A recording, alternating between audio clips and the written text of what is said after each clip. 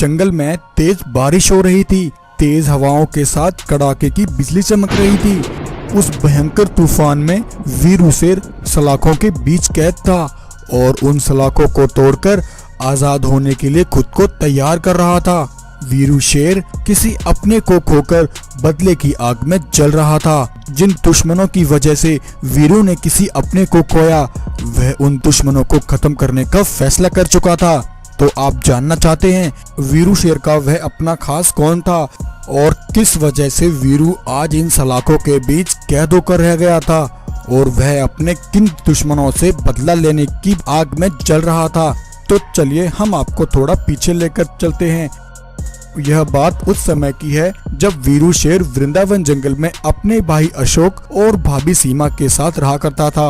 वीरू और अशोक दोनों भाइयों में बहुत प्रेम था और वे तीनों अपने छोटे से परिवार में बहुत खुश थे। उन दिनों वीरू शेर में एक नया जोश और उमंग थी। वीरू शेर कुश्ती का बहुत शौकीन था और वह जंगल में होने वाली कुश्ती प्रतियोगिता की तैयारी कर रहा था। उन दिनों वीरू शेर बहुत खुश था। एक दिन वीरू शेर खुशी से झूमता हुआ अपने भाई अशोक के पास आया।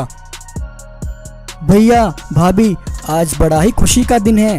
अरे क्या हुआ वीरू, आज तुम बहुत खुश नजर आ रहे हो। आखिर क्या बात है, हमें भी बताओ। हाँ हाँ वीरू भैया, तुम्हारी खुशी को देखकर अब मुझसे और तुम्हारे भैया से रुका नहीं जा रहा है। अब जल्दी बताओ। भैया भाभी, जंगल के आने वाली कुश्ती प्रतियोगिता में मेरे नाम का सिलेक्शन हो गया है। अब मैं भी इस प्रतियोगिता में भाग ले पाऊंगा। अरे वाह वीरू, तुमने तो मुझे बहुत अच्छी खबर सुनाई है। यह खबर सुनकर आज मेरी छाती गर्व से चौड़ी हो गई। देखा सीमा, मैंने तुमसे कहा था मेरा भाई वीरू जरूर इस प्रतियोगिता में भाग लेगा और तुम देखना मेरा भाई वीरू इस प्रतियोगिता को भी जीतेगा और इस जंगल का नंबर 1 चैंपियन बनेगा। अब उन दिनों वीरू शेर अपनी प्रतियोगिता के लिए खुद को अच्छी तरह तैयार कर रहा था और इधर उसका बड़ा भाई अशोक एक बड़ी परेशानी से जूझ रहा था। सीमा, मैं इस समय जिस दौर से गुजर रहा हूँ वह मुझे ही पता है। कारोबार में नुकसान क्या हुआ, सबने मुझसे मुंह फेर लिया। दोस्त रिश्तेदार सबकी पहचान हो गई है। आज कर्ज चुकाने के लिए मुझे जो करना पड़ा वो मैं कभी सपने में भी नहीं सोच सकता था। पता नहीं मैं इस दलदल से बाहर निकल भी पाऊंगा या नहीं। क्या हुआ अशोक, तुम मुझे सही सही क्यों नहीं बताते? आखिर क्या बात है? क्या बताऊं सीमा, क्या बताऊं? वही जो तुम मुझसे छुपा रहे हो और जिस वजह से तुम इतने परेशान हो। सीमा तुम बस करो, तुम एक बात को लेकर बैठ जाती हो। अगले दिन अशोक अचानक से सुंदरवन जंगल की घाटी में चल रही वीरू की प्रतियोगिता वाले स्थान पर आता है। वीरू अपने भाई अशोक को वहां देखकर खुश हो जाता है।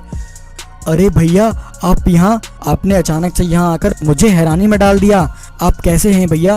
और ये क्या, आपने ये अपनी क्या हालत बना रखी है? क्या बात है भैया, आप मुझे कुछ परेशान लग रहे हैं। वीरू मेरे भाई, मैं तुमसे कुछ बात करना चाहता हूँ। हाँ बताओ भैया, क्या बात है? वीरू दरअसल बात ये है कि अशोक अपने भाई वीरू को कुछ बताने ही वाला था कि अशोक को दूर से कोई गहरी नजरों से देख रहा था। अशोक उसे देखकर डर गया और अपने भाई वीरू को कुछ नहीं बता पाया। बताओ भैया, क्या हुआ? तुम मुझे कुछ बताने वाले थे। नहीं, कुछ नहीं वीरू, तुम जाओ और अपनी तैयारी करो। हम इस बारे में फिर कभी बात करेंगे। ठीक है भैया, आप मुझे आज शाम पहाड़ी के पीछे मिलना, हम वहाँ बैठकर कुछ बातें करेंगे। इतना कहकर वीरू वहाँ से चला जाता है।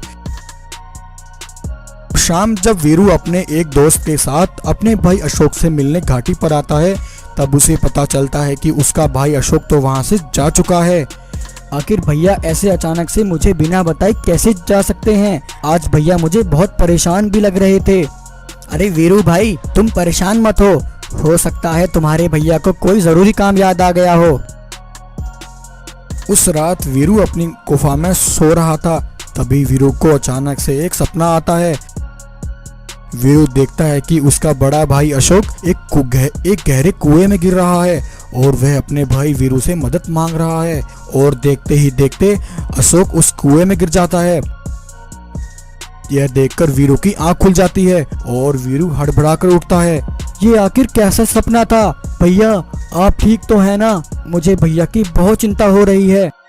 आखिर वीरू को ऐसा सपना क्यों आया और उसका भाई ऐसी कौन सी मुसीबत में था जिस वजह से वीरू आज इतना परेशान हो गया था। दोस्तों, आज की इस कहानी के पहले भाग में बस इतना ही। आगे की कहानी हम अगले भाग में देखेंगे।